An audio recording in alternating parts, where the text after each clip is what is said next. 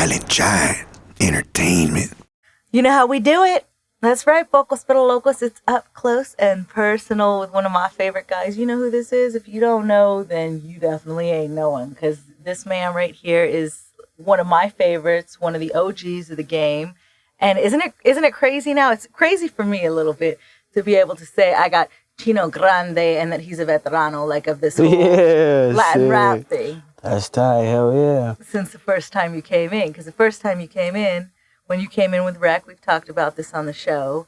Rec brought you through. Break down a little bit of that. Rest in peace to the homeboy Rec. We miss you. Break down some of, like, the beginning of, like, what influenced you and when did you pick up the mic as your salvation? I think, like, my strongest influence were probably, like, back in the days where we used to have, you know what I mean, Mr. La Raza. I think when that came about, you know what I mean, that kind of made me want to do something similar. I used to probably bum like Spanish Fly, you know what I mean, the homie Estadaz, and probably a little bit of Brown Side Proper Dose. And then I just picked up a karaoke, you know what I mean. One day I was, you know what I mean, an unfortunate incident took place and I ended up on the street, you know what I mean, at 12, and I took my little karaoke machine, I took a bag of clothes, and I was just out there, you know what I mean, trying to just survive the lands. And then, like, I learned that was one of my ways to filter a little bit of what I was going through, you know. And then after that, it just became, like, more accepted, and a lot of homies were on that bandwagon where it was like, hell yeah, let's go do this. And we used to go hit, like, little neighborhood parties, and, you know what I mean, the DJs would be scratching some jams, and then they'd pass the mic, and then I'd tear it up, you know what I mean, just a little kid, and everybody was like, yeah. And after that point, it was just kind of like, you know what I mean? It just took off and transpired to doing little underground mixtapes, which one of them circulated to my boy Rec. And and Rec heard it one day. I guess he went on tour. He took it. He was banging it with Conejo and Lil Blackie and everybody, and like they was vibing to it. So then I ended up running into him at a Blockbuster, and he was just telling me like, yeah, man, that tape you had sent me, that they had stolen on the tour bus. And I was like, what? I was like, yeah. And so we start chopping it up. I was like, well, what's up? So after that, he got me in the studio. Went to Paramount Studios Hollywood, and you know what I mean, where Ice Cube, Bone Thugs, everybody was recording there. And you know what I mean, that's how we started. We started off with just some hood shit, hood stuff that transpired to, you know what I mean. And at the time, it was like point. You, Rec. I remember who Rec brought in. He brought in you. He brought in Cuete, yeah, and he brought in Baby Wicked. Baby Wicks, yeah. Hey, you know what I wonder about? Like, from all the critique you get as far as our people, like, I should say that, like, a lot of this side of the music or this aspect of the culture gets about the influence, the way we rap, the way you talk, the way this, the way that. What has made it so important to you? Because you're one of the artists that I love and respect, because your culture and your identity was always so important, and it's like you always showed that you could have flow, but you didn't have to sell out to your lifestyle and language. Yeah. What kind of struggle has that been? Yeah, I mean, that's just the way I grew up. So it's like, I mean, I'm just a product of my environment, a product of the hood, and you know what I mean? That's why I just represent what I know, you know what I mean? So, I mean, a lot of people may do how they do with, you know what I mean? Change things how they change, but I mean, you couldn't, you know what I mean, turn the knob and get me to do something different. But I mean, maybe a little bit on the dressing attire, you know what I mean, as far as that may go, but I've always just been a proud person about my culture, my heritage, you know what I mean? Like, from generations back, it goes, you know what I mean, not only to me going to prison and experiencing things, but also my grandfather being oppressed in Chino, you know what I mean? Like, everybody's did time, and our culture comes from poems and art and music, and we've, you know what I mean, that's where we've been, and we've just been proud of who we are and what made us to be who we are today, you know? So if there was a way you could help some youngsters out as far as not making the same mistakes you made or getting down that path a little quicker, like if you could take some error out of their path they have as far as following their dreams, whether it's rapping, acting, I mean, you've been there through all of it. What would your suggestions as a veterano be? My suggestions would be to, you know what I mean, like, if you really want to do something, say you want to do acting, you know what I mean? Like, you really have to go to acting school. You have to, like, really get in there and dig and do your research, and you gotta go, you know what I mean?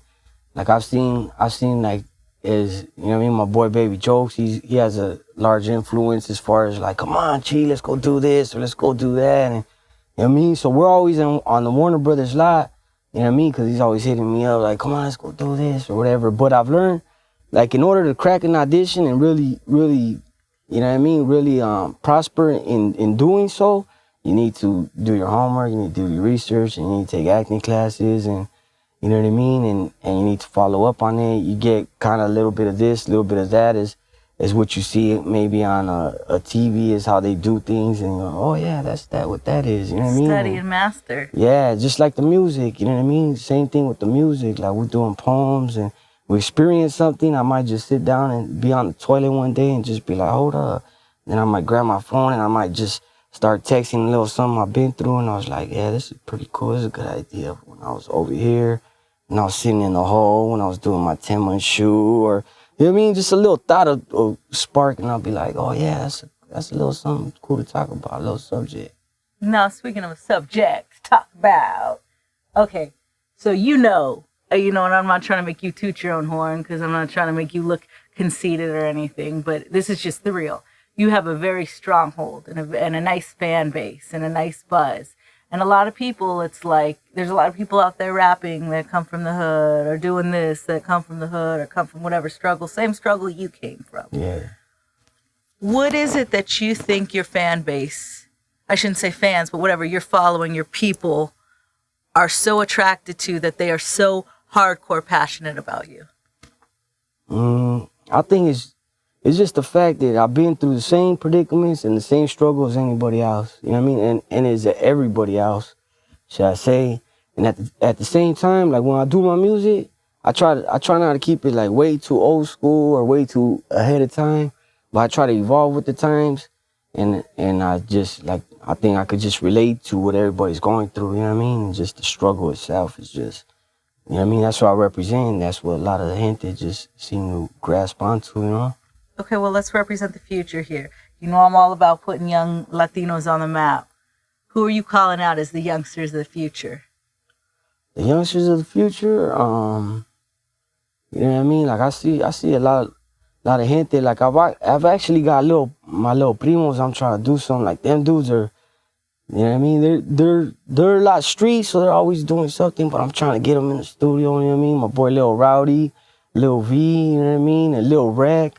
You know what I mean? I've been working with Lil Rec and just trying to get him to just do something, because I see that same striving, that same talent, and that same ambition that motivated us. You know what I mean? Me and his father.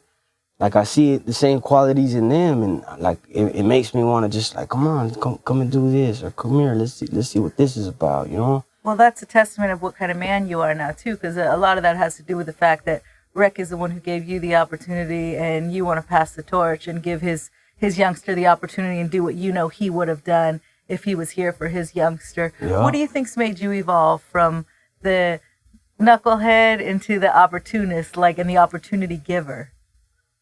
I think what's helped me evolve, you know what I mean, the lie is just having kids, you know, like I have my kids, so I'm constantly in a, you know what I mean, in a where I gotta kind of weigh things out, you know what I mean? So it's like, is that a good idea to do this, or is it not a good idea? It reflects me as a person, reflects my family, my kids, and everything has an effect and a consequence, you know? So a lot of times I might just sit back and think like, man, I mean, was this a good idea, or was that not a good idea, you know? Depending on the situation and circumstance. That's right. That's my man, Chino Grande. You know how we get down, setting waves for the future, baby. Yes, you know, but now let's make it fun. Okay, here we go. You ready for these questions? Yeah, come on. All right, so you're allowed to choose any honey on the planet. Baby's mama would not trip. What honey would you want to bang? Oh, any honey on the planet. If I did, and I did have... We won't tell nobody. And it wasn't, you know what I mean? We won't tell nobody, we'll tell everybody. Hell yeah. Come on, man. I ain't never seen you tongue-tied. I am giving you a pass to bang any honey in the world right now. Man. Really? I don't know. It would have to be that chick probably from the Transformers. I think she's pretty dope. She's hot. Yeah. Concrete EW, you can put the name down there for us. The hot chick from Yeah. Transformers. Okay. I'm with it. Your favorite restaurant to eat at? Favorite restaurant would have to be Samuel's, you know what I mean? Because it's bomb. It's been the infamous Charlie Roll, you know what I mean, Fort Knox since day one. We've always had our little meetings there, discussions, you know what I mean, debuts and thoughts and processes. Nice, cool. I would like to be part of that process. Yeah, that's Think of the me lick. next time Like, you and Jokes head out there. yeah, for sure. Okay, for I'm sure. with it. All right, so you're starving. You're not an MC. You ain't got $1 to your name. You got to steal something to eat from the grocery store. What you steal? That one thing you steal and that you can put under your shirt and run out with. Like you're hungry man. right now. I don't know. It'll probably have to be one of those little California roll boxes, you know? A little sushi California